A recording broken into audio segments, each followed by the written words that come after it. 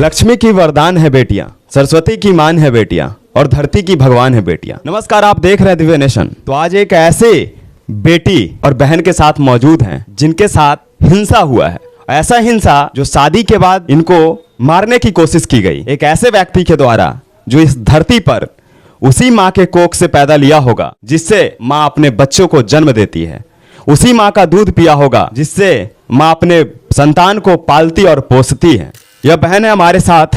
आप अपना नाम और पता बताइएगा, कहाँ से हैं? मेरा नाम नीतू कुमारी हुआ और हम बेगूसराय के रहने वाले हैं। आपके साथ जो यह हिंसा हुआ, देश में राज्य में बताए जाते हैं कि देवियों का रूप होती है बेटी, माताएं का रूप होती है बेटी, और उनके साथ इस तरह की हिंसा करने वाला वह इंसान कौन था? मेरा हस्बैंड दीपक चौधरी उर्फ छोटू चौधरी। कहाँ के वो रहने वाले हैं? मुंगेर की। वजह क्या था जो इस तरह का घटना? एक बाइक कचा हुआ था जिसे जो मेरे पापा नहीं दे पाए, इसीलिए जला दिया था।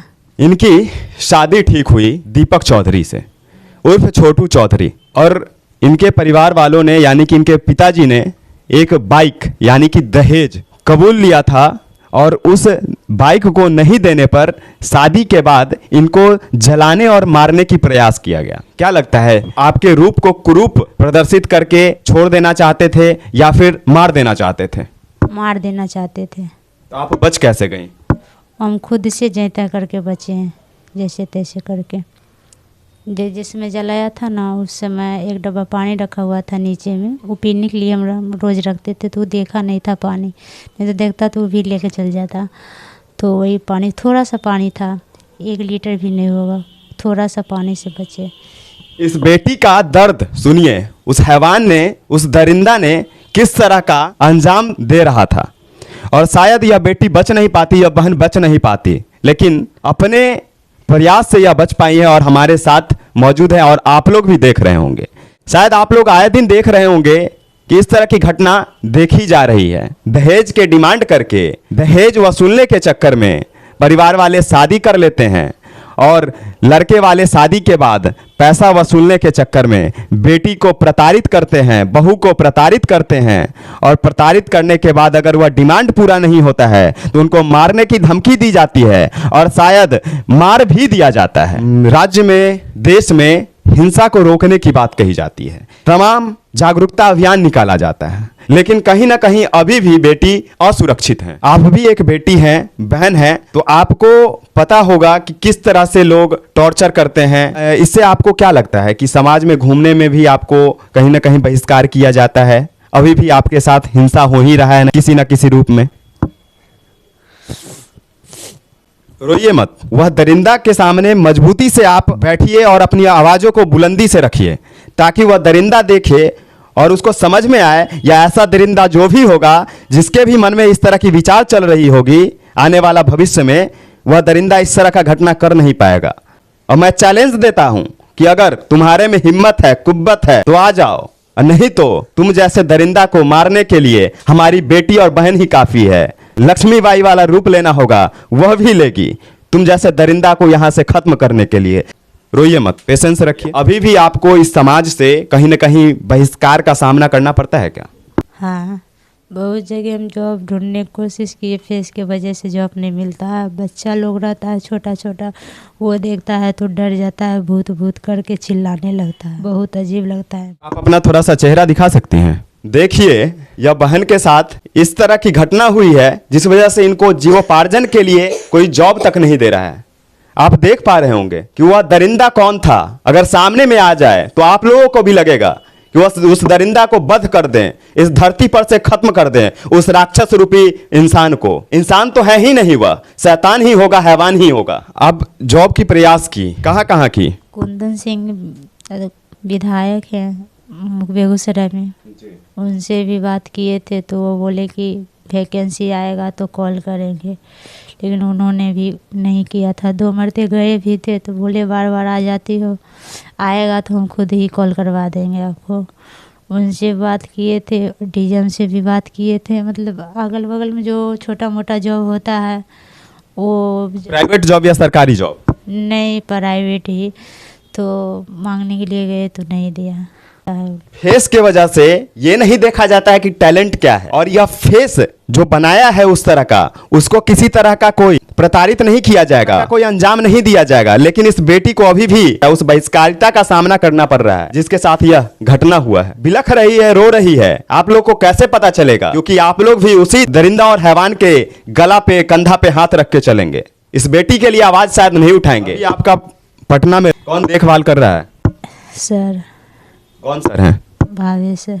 देखिए, यह भी महापुरुष हैं जो इसी धरती के हैं, दूसरे धरती पर से नहीं आए, दूसरे ग्रह पर से नहीं आए हैं। इसी धरती और इसी ग्रह के यह भी व्यक्ति हैं जिनका नाम है भावेश, और यह आपके सामने होंगे, कैमरा में आप देख पा रहे होंगे। नीतू बहन का देखभाल और ख्याल रखने वाले यही व्यक्ति हैं। इन्हीं व्यक्ति के द्वारा उनका रहन सहन चल रहा है, और इस तरह की व्यक्ति की उपलब्धि इतनी ऊंचाई तक जाएगी जहां तक शायद आप सोच नहीं सकते हैं, क्योंकि आप बैठे हैं, शिथिल हैं, और यह आगे बढ़ रहे हैं।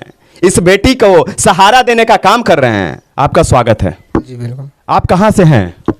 मैं मधेपुरा डिस्ट्रिक्ट से बिलोंग करता हूँ। मैं पटना में पढ़ाई करता हूँ और पटना यूनिवर्सिटी का स्टूडेंट भी हूँ और अपना एकेडमी भी चलाता हूँ। आपको नीतू बहन के बारे में कैसे पता चला? ये मेरे से यूट्यूब के थ्रू मिली थी। जैसे कि यूट्यूब पे मेरा अपलोड हुआ वीडियो, तो उस पर कॉमेंट की कि सर हम आना चाहते हैं, कॉन्टैक्ट किए हमसे। तो फिर वो अपना स्टोरी सुनाई, हम भावुक हो गए। फिर बोले कि ठीक है आप आइए, फिर बात करते हैं। आई तो ये पूरा गहराई में जाके हमको बताई, तो हम बोले कि ठीक है आपका मदद हम करेंगे, ऐसा नहीं कि नहीं करेंगे। तो तब से ये 2-3 मंथ अपनी सिस्टर इसकी मदद की। उसका भी घर परिवार है, उसका भी फैमिली है, वो उनको देखने लगी और अपना परिवार में मिलन होगी। बोल इसको मना कर दी कि हम नहीं पेमेंट कर सकते, पैसा नहीं दे सकते हैं वगैरह वगैरह। लड़की है, जाहिर सी बात है, खर्चा बहुत ज़्यादा होता है, तबीयत ही बिगड़ता है इसका तो 10-15 हज़ार के आसपास इसका खर्चा हो जाता है। बहुत सारा प्रॉब्लम है, कपड़ा लत्ता है, एकदम पढ़ाई लिखाई। खान सर के पास भी पढ़ने जाती थी, तो अभी पढ़ाई थोड़ा दिन रुका हुआ है, चूँकि पेमेंट अभी नहीं हो पा रहा है मेरे पास भी। और अभी यहीं पर रह रही है, क्लास में ही रह रही है, क्लास भी करती है, और क्या पता आगे चल के कुछ कर ले।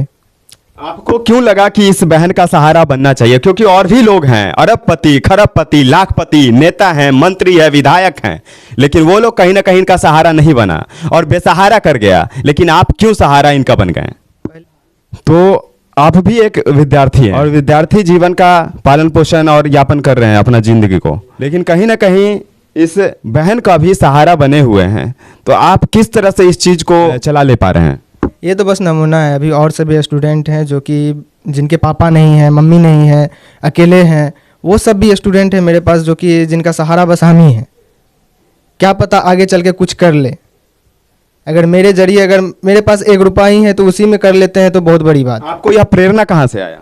जी मेरे गार्जियन हैं। इस तरह की सोच वाले भाई को सलाम करता हूँ, सैल्यूट करता हूँ, नमन करता हूँ, क्योंकि यही है इंसानियत, और यही इंसानियत ही नाता है, यही धर्म है, यही मजहब है, यही कर्म है, और कुछ नहीं इस पृथ्वी से लेकर जाएंगे। जैसा कि भावेश जी ने बताया कि आपका जो दर्द है वो इतना है शायद कोई सुनने को तैयार नहीं है।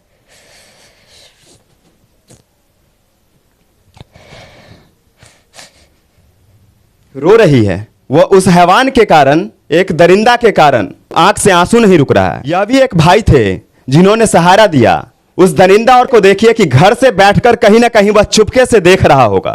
अभी है कहाँ वो? उसको सजा नहीं हुई? नहीं, सजा नहीं हुई, और दूसरी शादी भी कर लिया। सब मिल के जलाया, मेरी सासू माँ, ननद, मेरा हस्बैंड, सब परिवार वाला मिल के ही जलाया था। थाना आप गई थी? थाना नहीं गए थे, कोर्ट से केस किए थे, कोर्ट से हर एक प्रोसेस हो गया, फिर भी उसको गिरफ्तार नहीं करता है दरोगा। आपके पास जो भी प्रोसेस की होंगी वो कागज होगा?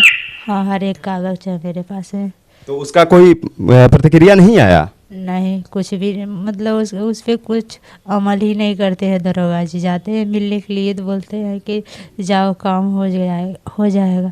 अभी तक काम भी न किया, यहाँ तक कि शादी भी कर लिया। थाना और थाना प्रभारी का क्या नाम है? थाना प्रभारी तो नाम नहीं जानते, थाना के नाम है कासिम बाजार। कासिम बाजार थाना के थाना प्रभारी महोदय, अगर इस वीडियो को देख रहे होंगे, आपके अंदर इंसानियत होगी तो सही से कार्रवाई कीजिए उस दरिंदा पर, उस हैवान पर जिसने इस बहन को इस तरह का कष्ट दिया है, जो जीवन भर रहेगा, आजीवन रहने वाला यह कष्ट है। जब जब या कैमरे का सामना करती हैं, जब जब मीडिया का सामना करती हैं तो अपने दुख को बयां करते हुए रो पड़ती है, बिलख पड़ती हैं, आंसू निकल जाता है। इसका कारण यह नहीं कि यह कमजोर है, यह मजबूत है, लेकिन वह कहानी को याद करके यह आंसू निकल जाता है। आपको क्या लगता है कि उस दरिंदा से आपको क्या कुछ मिलना चाहिए? मेरा जैसा फेस था पहले वाला वैसा फेस बनाए और जितना खर्चा होता है वो खर्चा उठाए और उसको सज़ा मिलना चाहिए। बहन, एक बात मैं भी कहूँगा कि यह फेस जो आता है, आप भी जन्म लेते होंगे, मैं भी जन्म लिया हूँ, यह भी बहन जन्म ली है, एक ही बार होता है। शायद वह तो नहीं आएगा, लेकिन और भी अन्य मांगे आप बताएं। फेस बनता है मतलब वैसा नहीं बन पाएगा, फिर भी इससे तो कुछ अच्छा हो ही जाएगा ना। और वैसे भी उसका मम्मी की कहना था कि हम केस लड़ेंगे, घर बेच के ही केस लड़ेंगे, तो घर बेच के प्लास्टिक सर्जरी नहीं करवा सकते हैं। तो हम चाहते हैं कि मेरा प्लास्टिक सर्जरी हो जाए, जैसे खर्चा होता है सब खर्चा उठाए और उसको सज़ा मिलना चाहिए, हम यही चाहते हैं। कोर्ट से अभी तक कोई प्रतिक्रिया नहीं आई है?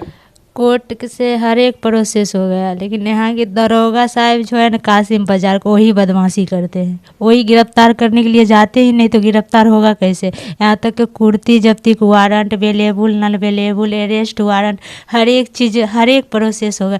एक बार नहीं दो बार आदेश दिया था, दोनों बार ही मतलब दोनों बार में एक बार गिरफ्तार नहीं करने के लिए गया है। प्रशासनिक व्यवस्था कानूनी प्रक्रिया भी संपन्न हो चुका है, लेकिन उस दरिंदा की गिरफ्तारी अभी तक नहीं हुई है, कुर्की जब्ती नहीं हुई उसकी घर की। शायद किस बिल में घुस चुका है वह कानून व्यवस्था, वह प्रशासनिक व्यवस्था, जो अब तक कार्रवाई नहीं की गई है। और बहन का मांग है कि वह मेरा प्राकृतिक रूपी जो चित्र था वो तो नहीं आ सकता है, लेकिन प्लास्टिक सर्जरी करवा दे।